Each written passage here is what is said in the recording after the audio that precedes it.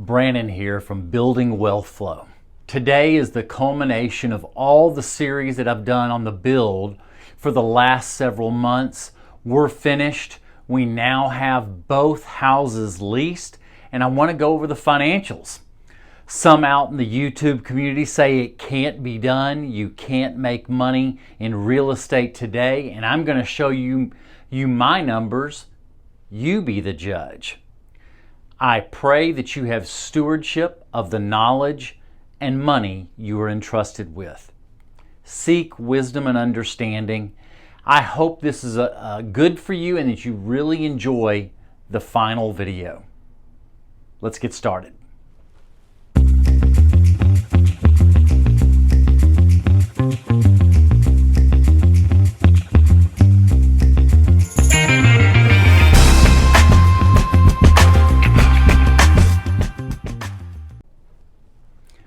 Okay, let's get started. And I'm going to take my time explaining how I analyze my investments, where I'm at in my process.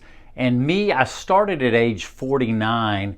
I'm now 54. I'm 5 years into my process, and I'm hoping to be able to retire. Looks like that'll happen here in the next 5 years.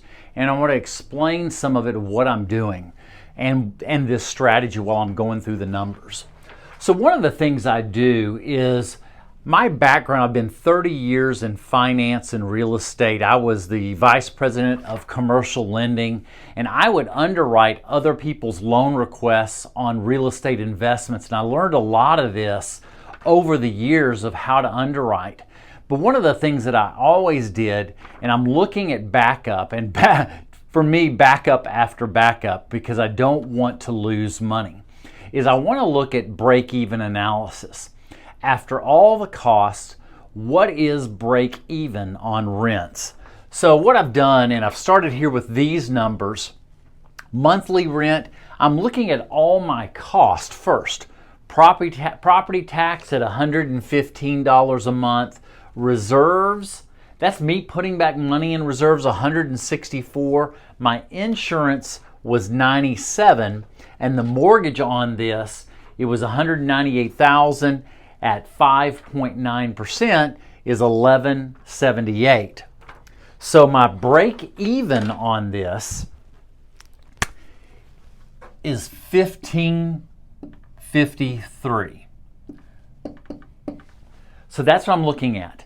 Now, market rents on this is $2,050, which is actually what I'm going to put up here on the board, is what I actually got was market rents. What I'm looking for break-even analysis is I want to at least be 25% below market rents. This further makes more safety for my investments, and I make sure if there is a rapid decline, which nothing like that has happened in our area, but what if rents went down? Where would break even be? Now this $1,553 is also with me putting money back in reserves. So this $164, it could go to zero too, and it would still be lower than the $1,553. But these rents with this is around, for break even, for regular rent, market rent is $2,050. I'm at really 74% for break-even analysis. And my goal is at least be 75, but then taking out reserves for maybe a short period of time. I wasn't putting some of that money back in reserves. This is still removing the reserves is at 67% below market. This is giving me security that even if rents dropped, and in our area rents have gone down just a little bit, they're starting to rise again, flatten out and starting to rise. The lowest I've ever seen rents go down in our area is about 5% over the last several decades that I've been in finance and real estate. So this one is very secure, even if rents were going down 25%, I could still break even and put money back in reserves. So now let's get into the numbers for the actual rent, and these are for 2 single-family builds. You saw the costs. One of them from the last video was at $198,000. The other one finished up at $202,000. So I'm going to use my numbers. Let's just say it was $200,000. What I think everybody's going to appreciate, because they appraised so much more than what it cost me to build, I only had about $15,000, right at $15,000 of my own money, and the predominant amount of that was for closing costs on the permanent loan. And what I do is I buy down the rate, because I intend to keep these for the long term and not refinance often, but maybe you look at refinance 10, 12, 15 years from now on a lot of principal pay down, but I want to lock in a good low rate now. So this came in, and now this was done during the middle of the high rates just a month and a half, 2 months ago. I was able to lock in 5.9% fixed for 30 years. It appraised at $270,000. My build cost was $200,000, and I only have total of $15,000 in the deal. That alone is a good deal, but I only buy properties that cash flow. So rents, what I got in cash for these, and this is in July here, and then I'm gonna just put these numbers again. Property tax, $115. And what I want to do is I want to spend some time talking about this number. One of the things that I've learned here in the state of Texas is the property is assessed on January 1st. So I've learned this through the years as I've been building. I keep it just at the slab on January 1 and then finish out the build after that. And I make sure I take pictures, dated pictures. This year I did it on January 2nd. We started framing on the 3rd. It was completed in late May, and then we had our rentals done in July. And so the property taxes only this last year for these are for the lot, which was only $170. Next year, because I know property tax and how to this is not necessarily a protest, but how to understand meeting with the appraisers on this, they are allowed to give it to me at my actual build cost. So what I'm doing for the next 18 months is I'm splitting what the property tax will be, not just this year at 170, but what it'll be for next year. And that's where I'm getting the 115, because it's only $170 for the entire year for 2026. So I'm taking what it will probably be for next year at my build cost. He's agreed to do that at $200,000 for 2027. And I'm spreading that out over the 18 months for the 115. But that's a little trick that I've learned on builds. I don't start on framing till right after the first of the year, because here in Texas, it's the value as of January 1. Reserves, and I've started out now, I used to start at 7%. I've changed it to 8%, and every other year I add 1%. I have been able to build up on my entire portfolio through the 5 years, and I'm going to do a deep dive, so be watching. Please like and subscribe so you'll see this video coming soon.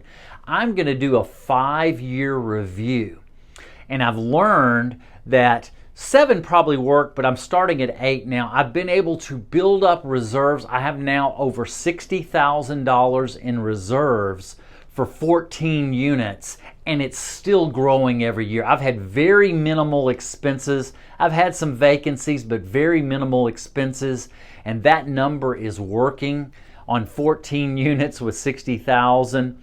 And I just want to share that, but I'm starting at 8%. So this 164, insurance at 97. What I do a high deductible. I'm doing a 5% deductible. Looking at that, the big things typically are roofs.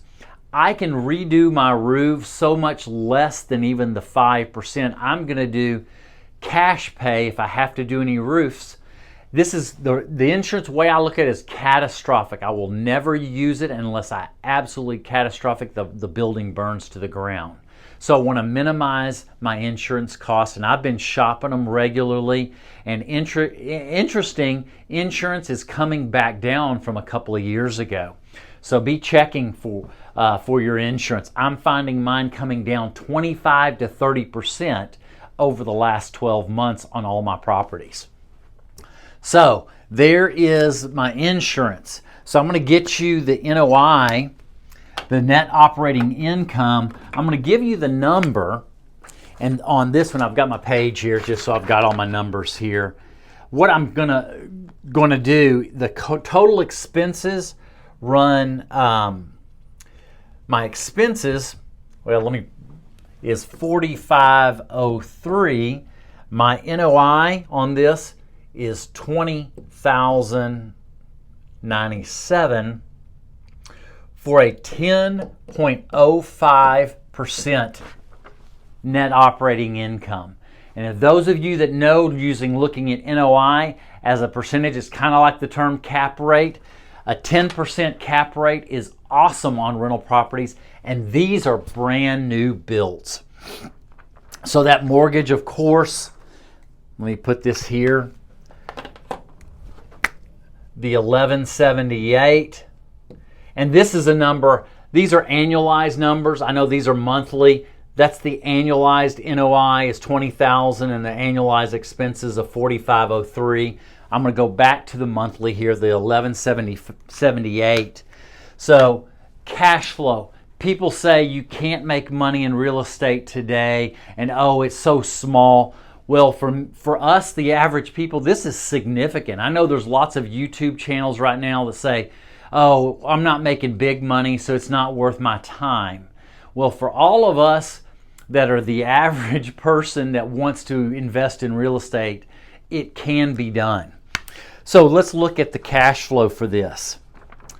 And I know y'all will love this. From day one, cash flow, $497 per month. That's what my cash flow is. My cash on cash return from my $15,000 that I have in, cash on cash return, let me put this in the appropriate color, but my cash on cash return, 39.7%.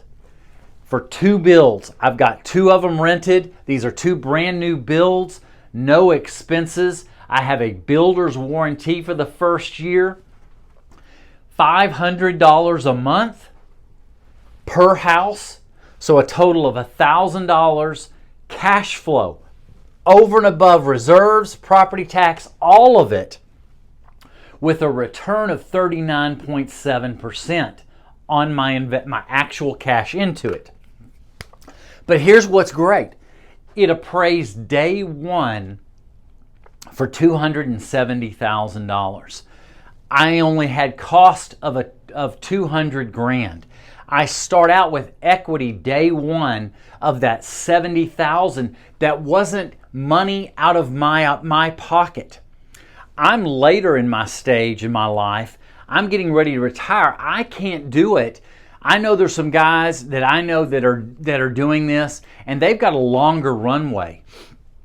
I wanted to do this, and I needed to create lots of wealth and equity quicker. I had lots of relationships with builders, and this was the route I went, and I have that experience. And I was starting out for each property with $70,000 equity, plus I'm getting $500 in cash flow. And of course, some of this, and I want to say, get the number right, of this on my mortgage, because I'm at 5.9% interest rate, I'm paying, it's around a little over $200 a month is going towards principal, which is part of my internal rate of return. I'm not even banking on appreciation year one, year two, year three. I'm already in the money.